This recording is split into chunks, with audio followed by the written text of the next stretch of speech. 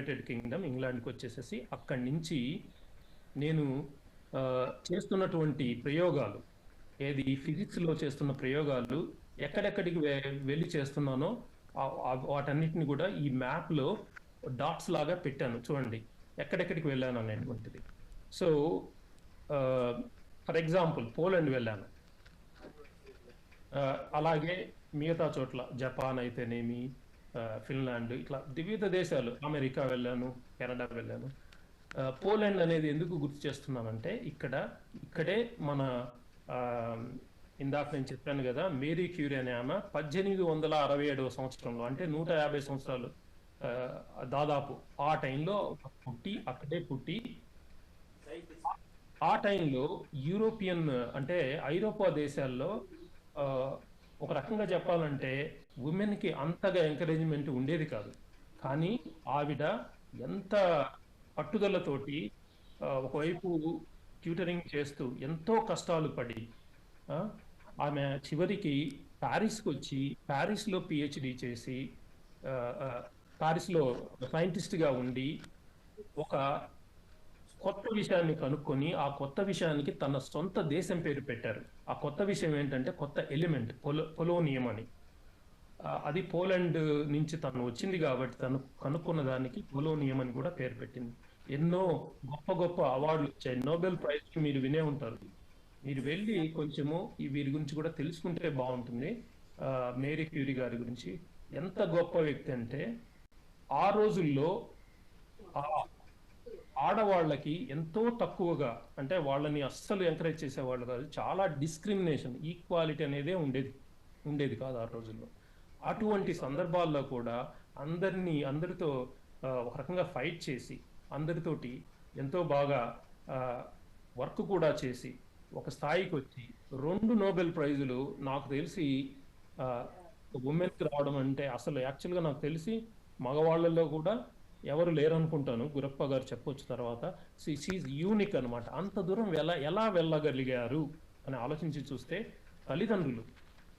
ఆమె తల్లిదండ్రులు ఎంత హెల్ప్ చేశారు, ఆమె తోటి వారు ఆమెకి ఎంత హెల్ప్ చేశారు, అవన్నీ కూడా మన దేశంలో ఈ రోజుల్లో కూడా జరిగితే, అమ్మా కీర్తన నువ్వు కూడా ఇందాక డాక్టర్ అన్నావు కదా, ఆ డాక్టర్ కావడం అనేది ఒక పెద్ద లెక్కే కాదు. అలాగే ఎవరెవరు ఏమేమి అనుకుంటున్నారో అవన్నీ అవ్వడం అనేటువంటి ఒక పెద్ద లెక్క కాదు. ఇది బాలికల దినోత్సవము, ఇది కేవలం బాలికలే మాట్లాడేది కాదు. యాక్చువల్ బాలికలది ఒక్కరి కాంట్రిబ్యూషనే కావాల్సింది తల్లిదండ్రులు, టీచర్స్ అందరూ కూడా. మార్పు అనేది ఇంట్లోనే మొదలవుతుంది అంటారు, అలాగే స్కూల్లో కూడా మొదలవుతుంది. ఈ 2 చోట్ల బాలికలకి ఎంత ఇంపార్టెన్స్ ఇవ్వాలనేటువంటిది మనమే మొదలు పెడితే, చిన్నది ఈ ఉత్సూరు అనేది చాలా చిన్నదని విన్నాను. మార్పురం కూడా ఒక రకంగా నేను పెరిగిన చోటు కూడా చాలా చిన్నది. అక్కడి నుంచి స్టార్ట్ అయ్యి ఇక్కడికి నేను వచ్చాను. ఇలా ఎంతమంది అయినా సరే వాళ్ళకి కావాల్సిన దారిలో వాళ్ళు వెళ్ళి ఎంత దూరమైనా వెళ్ళగలరు. అది బాలికలే కావచ్చు, బాలురే కావచ్చు. కానీ దానికి తగినటువంటి ఎన్విరాన్మెంట్ అనేటువంటిది పెద్దలు కల్పించాలి.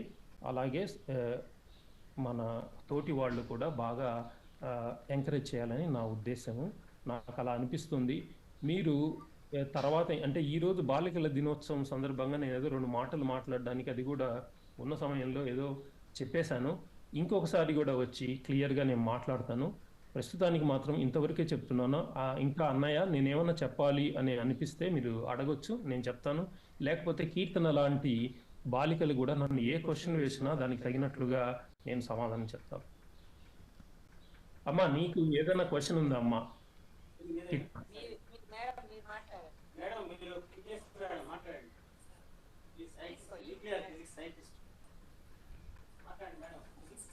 నమస్తే సార్. నమస్తే అమ్మా. నమస్తే మేడం. నమస్తే. మళ్ళీ ఈ విధంగా చూడడం చాలా సంతోషంగా ఉంది. మాప్యాంక్ చేయడానికి మీరు ఇచ్చిన టైం చాలా వాల్యుబుల్ అయింది. చాలా థ్యాంక్స్ సార్. మా స్కూల్ తరఫున యాజ్ ఏ పిఎస్ టీచర్ గా నేను మీకు ధన్యవాదాలు తెలుపుతున్నాను. మీకు అవకాశం ఉన్నప్పుడు మాకు ఇలాగే మా పిల్లలకి కొంత ఎంకరేజ్మెంట్ గా ఏదైనా విషయాన్ని గురించి అలా చెప్పండి, వింటాం మేము కూడా. సార్ చెప్పినప్పుడు మాకు చాలా సంతోషం వేసింది. ఖచ్చితంగా ఓకే సార్ చెప్తాను. అంటే స్కూల్స్కు తగినట్లుగా కొన్ని స్లైడ్స్ తయారు చేసుకొని చెప్తాను కూడా. మీకు మీరు అలాగే కూడా ఎవరైనా ఇప్పుడు ఏమైనా క్వశ్చన్స్ ఉంటే కూడా అడగొచ్చు, ఇప్పుడు అడగొచ్చు. సో ఐ కెన్ అలాగే ఆన్సర్. అంటే ఇప్పుడు నేనేం ప్రిపేర్ చేయలేదు కానీ ఈసారికి మాత్రం మీరు జాయిన్ అయినప్పుడు అలాగే అడగతాను సార్ నా డౌట్స్ అవన్నీ కూడా. అంటే ఆల్ ఆఫ్ ఏ సడన్ కదా. అవును. అలాగే ఓకే, షూర్ షూర్. నమస్తే సార్. నమస్తే సార్, నమస్తే. సార్ ప్లాస్టిక్స్ వచ్చేసి ఇక్కడ మేము చాలా ప్లాస్టిక్ ప్రాబ్లమ్ ఫేస్ చేస్తున్నాం సార్. ఈ కవర్స్ ఎస్పెషల్లీ మనకు ఆల్టర్నేటివ్ ఏమన్నా నుంచి అంటే మ్యాన్ కైండ్ ఏమి ఆలోచన చేస్తుంది, ఎలా ప్రొసీడ్ అవ్వాలి? ఎక్కడ చూసినా కానీ ప్లాస్టిక్ గార్బేజ్ ఇసి ఇన్విటబుల్ సార్ అది. ఇన్ని ఇప్పుడు నేను అడుగుతూ కూడా నేను కూడా ప్లాస్టిక్ కోసం వాడుతున్నా నేను చేయవచ్చని. అంటే మన కంట్రీ తరఫున చంద్రయాన్ చేసే చెప్తున్నాం, ప్లాస్టిక్ అవాయిడ్ చేయలేకున్నామని నాకు చాలా బాధ ఉంది. Okay okay okay. ఇల్లు చక్క పెట్టుకోలేకుండా ఇంకేదో చేసేసామని చెప్పుకోవడం గొప్ప కాదని నా ఉద్దేశం. అది కూడా ఎస్. ఏం చేయొచ్చు మనం? ఏం చేయొచ్చు అంటారా? అది ఒక పెద్ద క్వశ్చన్ కాబట్టి తర్వాత ఇంకొకసారి నేను క్లియర్గా దాని గురించి చెప్తాను. Maybe if you have a very short answer maybe you can say. Sir నేను సార్ లేదు లేదు, మా ఫ్రెండ్ గురప్ప ఉన్నారు. నమస్తే సార్, వినిపిస్తుంది? నమస్తే సార్. యాక్చువల్గా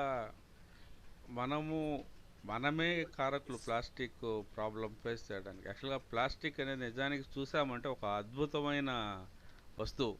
చూడండి, కొన్ని మిలియన్ ఇయర్స్ అయినా అది నాశనం కాదు. అదే మనకి ప్రాబ్లం. ఎందుకంటే మనం తీసుకొని బయటపడేస్తాము, అది మగ్గదు, మగ్గిపోయి మళ్ళీ ఎరువుగా మారిపోదు.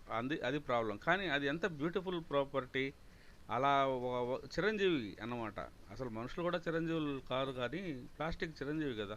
దాన్ని ఎలా ఉపయోగించుకోవాలని మనకు తెలియదు.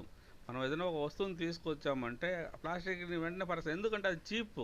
అదే ఒక ప్లాస్టిక్ సంచి 1 లక్ష 2 లక్షలు అనుకోండి, ఇలాంటి ప్రాబ్లం రాదు అసలు. ప్రతి ప్లాస్టిక్ బ్యాగ్ని ఉపయోగించిన తర్వాత భద్రంగా దాచిపెట్టుకునేవాళ్ళం. కాబట్టి మనము ఎక్కువగా ఉన్నదాన్ని మనమే రిపీటెడ్గా యూస్ చేసుకోవడం ఒక పద్ధతి సార్ యాక్చువల్గా. అయితే దాన్ని ఇంకోటి ఏమంటే బయట పడేస్తాము, ఆ కేర్లెస్నెస్. మనలో డిసిప్లిన్ ఉంటే ఈ ప్రాబ్లం రాదు. అది కాకుండా ఎక్కువ ప్రొడ్యూస్ చేస్తారు. చీప్ అవడం వల్లనే మనకి ప్రాబ్లం వస్తుంది. కాబట్టి ఇది ఇట్స్ ఎ బిగ్ ప్రాబ్లం, ఒక పెద్ద ఈకో సిస్టమ్. దీన్ని డిస్కస్ చేస్తాం ఎప్పుడన్నా, ఇప్పుడు సమయం కాదనుకుంటాం. Thank you sir, very good question. మీరు ఏం టీచ్ చేస్తారు సార్ పిల్లలకి? English sir. English. Okay, English అయింది, ఎన్విరాన్మెంట్ గురించి ఆలోచిస్తున్నారు. నేను కూడా న్యూక్లియర్ ఫిజిక్స్ ఎలా ఎన్విరాన్మెంట్కి ఉపయోగపడుతుంది అనేటువంటి కొన్ని ప్రాజెక్ట్స్ చేస్తున్నాను.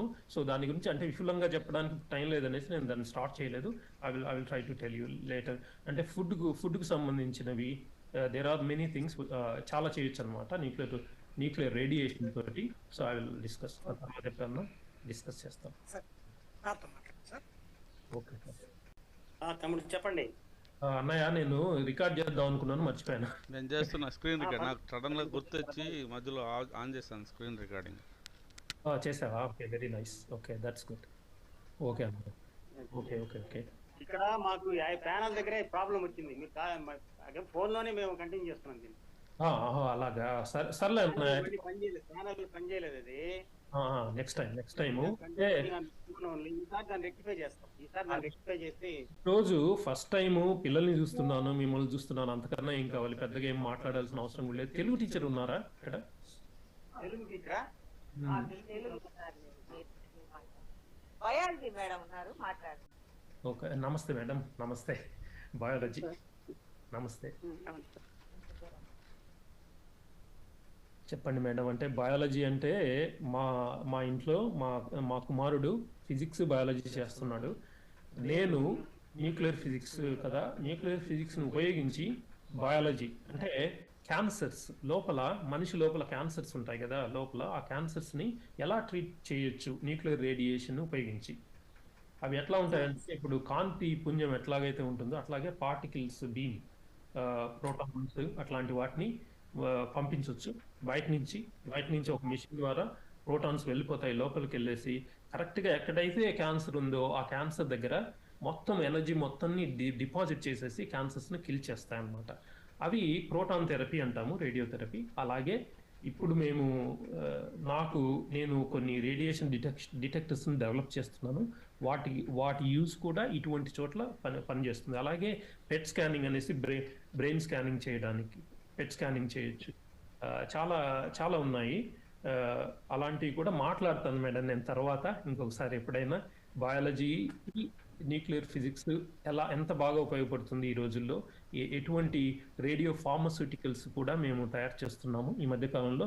సర్న్ అనే ఒక పెద్ద ఫెసిలిటీ ఉంది మేడం, యూరోప్లో ఉంటుంది. అది LHC, లార్జ్ హ్యాడ్రాన్ కొలాయిడర్ అని ఉంటుంది. అది మామూలుగా పార్టికల్ ఫిజిక్స్ ఎక్కువగా చేస్తారు, కానీ అక్కడ కూడా మనుషులకు ఉపయోగపడడం కోసంగా కొన్ని రేడియో ఫార్మస్యూటికల్, అంటే వాటిని ఇంజెక్షన్ లాగా ఇచ్చినప్పుడు ఎక్కడైతే ప్రాబ్లం ఉందో అక్కడికి వెళ్ళి అక్కడ అబ్జర్వ్ అయ్యేసి అక్కడి నుంచి రేడియేషన్ వస్తుంది.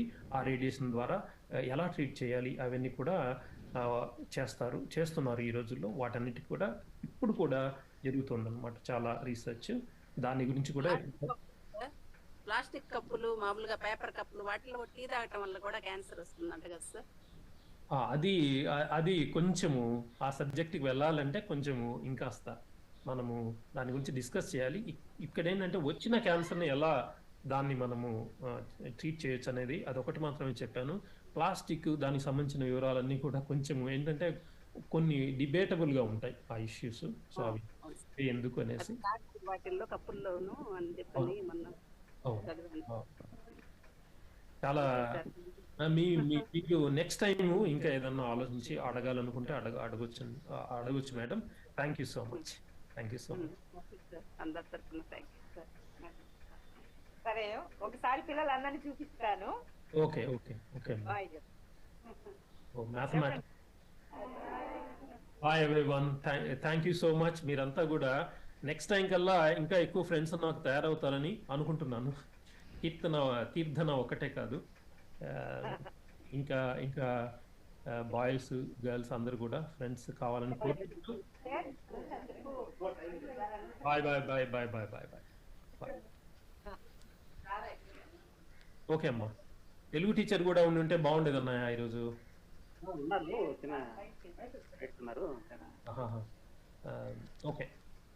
ఓకే అన్నయ్య, ఉంటాను. వెరీ హ్యాపీ మా పిల్లల్ని మీరు చూడగలిగారు, మేము మిమ్మల్ని introduce చేయగలిగాము. Thank you very much and for allocating a very valuable time in the university. Thank you. అవునన్నయ్య, ఆఫీస్లో ఉన్నాను, ఇంకా సెఫ్ట్లో వెళ్ళి టీచ్ చేయాలి, ఇంకా అది కూడా ఉంది. ఏ యూనివర్సిటీ చెప్పలేదే మా పిల్లలు?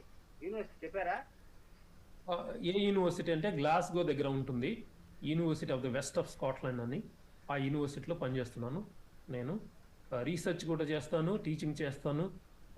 కాబట్టి నాకు స్టూడెంట్స్ అంటే చాలా ఇష్టం, ఎంతో ఇష్టం నిజంగా. వాళ్ళే అసలు నిజం చెప్పాలి అంటే మనం అనుకుంటాం కదా, యాక్చువల్గా మన తల్లిదండ్రులు, ఇప్పుడు ఇందాక మా అమ్మ అసలు చదువుకోలేదన్నాను, కానీ నేను ఇంత దూరం వచ్చానంటే అది ఆమెకు ఛాన్స్ దొరక్క ఆమె అక్కడ ఉండిపోయింది. కానీ ఛాన్స్ ఉంటే ఆమె ఎక్కడికి వెళ్ళేదో ఆలోచించి చూడండి ఒకసారి. అంటే మా అమ్మ చిన్న ఛాన్స్ దొరికింటే మేరీ క్యూరీని మించిపోయి ఉండేది మా అమ్మ అని నా ఉద్దేశం. అట్లాగే మీలో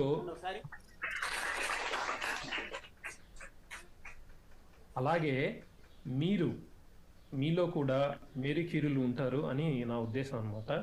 సో కాబట్టి నన్ను చూసి ఈయన ఇంత దూరం వెళ్ళారు అంటే ఆయనలో ఏదో ఉండి ఉండవచ్చు కానీ ఛాన్సెస్ ఉండాలి. ఆ ఛాన్సెస్ కల్పించేలాగా ఈ స్కూళ్ళు డెవలప్ అవ్వాలని కోరుకుంటూ, మీరు కూడా ఏదో ఒక రోజు నాలాగా university of the west of స్కాట్లాండ్లోనో, లేకపోతే ఇంకొక చోట ఎక్కడో లండన్లోనో, లేకపోతే అమెరికాలోనో ఎక్కడో మీరు కూడా స్థిరపడి మీకు ఇష్టమైనటువంటి ఫీల్డ్లో ఎంతో గొప్ప వాళ్ళు కావాలని నేను ఆశిస్తున్నాను యాక్చువల్లీ. Okay, bye for